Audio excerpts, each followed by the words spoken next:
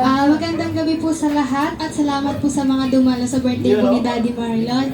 Ngayon po, simulan ko po ang maikling programang ito sa panalangin. Panginoon, salamat po sa araw nito. Salamat po sa inyong proteksyon at gabay sa araw-araw at mga biyaya. At lubos ko pong pinagpapasalamat sa inyo ang pangibigay niyo po ng panibagong taon na buhay kay Daddy Marlon Alovera. At sana po ay maging mapayapa po itong pagdidiwang namin at maging masaya po ang lahat. Ngayon po ay short message naman po. Ako na po mauuna. Adi, happy birthday, mahal na mga namin ni Mami. At saka, hinihiling ko na sana, bigyan ko pa ng maraming birthday ni Lord. Tapos, sana hindi na lumabo yung mata mo, maging healthy heart mo.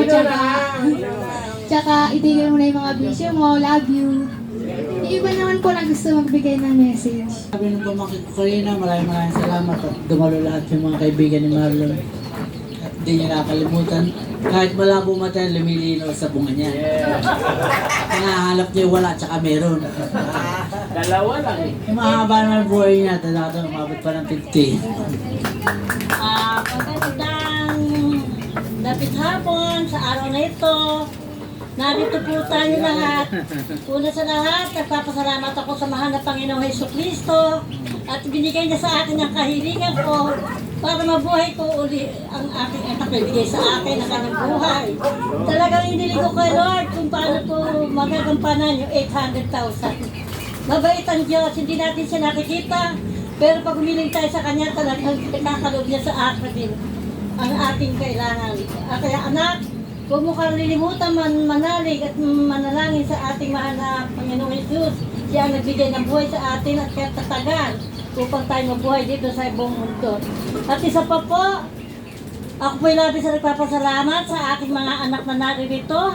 Muli po, magandang gabi sa inyong lahat.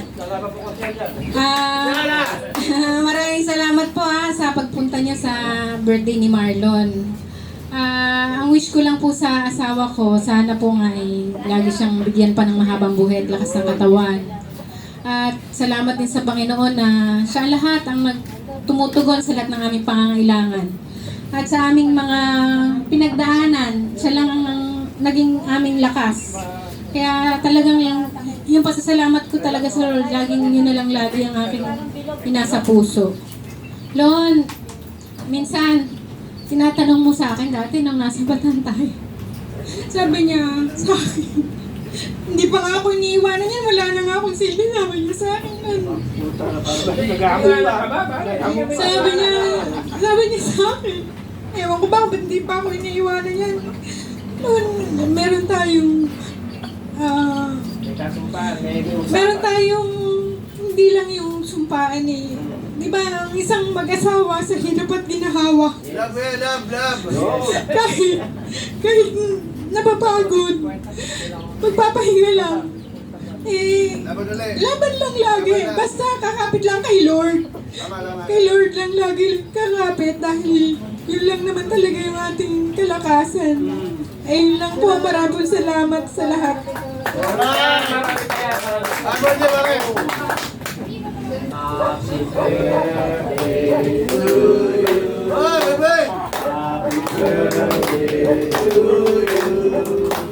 Happy birthday, happy birthday, happy birthday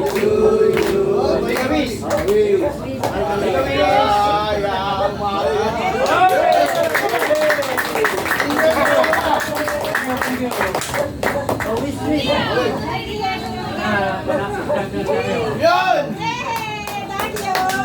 Ganun na.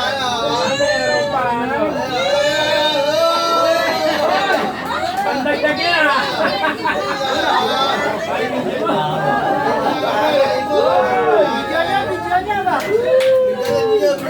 Ang banda mo niya, puro uli yung ulit dami.